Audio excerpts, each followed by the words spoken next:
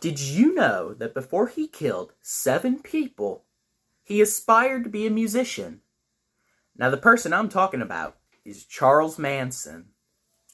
So on August 9th, 1969, Charles Manson ordered the members of his family, which was the cult he started, the Manson family, to kill Sharon Tate, an actress, and Folger's coffee heiress, Abigail Folger. And the night before, which was the day that the Beatles shot the famous Abbey Road cover, some members of his family stabbed Lena LaBianca and Rosemary, which was his wife. They were both grocery store owners. And speaking of the Beatles, they found the words Helter Skelter, Rise, and Piggies at the murder sites. Now, Paul McCartney told somebody, I don't know who, that Charles Manson thought that Helter Skelter was talking about the 4 horsemen of the apocalypse in the book of Revelation in the Bible. And the words Rise and Piggies, Rise was Revolution 9, and Piggies was the song Piggies from the White Album. And he thought that was talking about the overthrow of the white man.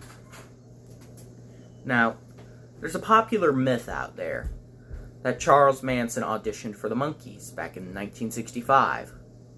But this myth is wrong, because Charles Manson was in prison at the time of this time in 1965. But he did live with Dennis Wilson of the Beach Boys. And one of their members, Brian Wilson, died recently. And so the story goes that Dennis Wilson picked up 2 members of the Manson family who were hitchhiking and dropped them off at their house, and he went inside to meet Manson, and they became really good friends.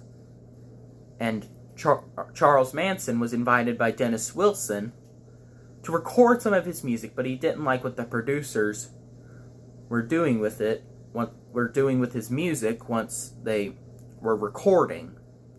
So he stopped producing his songs, and eventually one of his songs, called Cease to Exist, was changed, and the lyrics were changed, and the song was changed to Never Learn Not to Love. And infamously, some of his songs, some of Charles Manson's songs, were covered by famous musicians like the Lemonheads, who I never heard of until I was researching this video.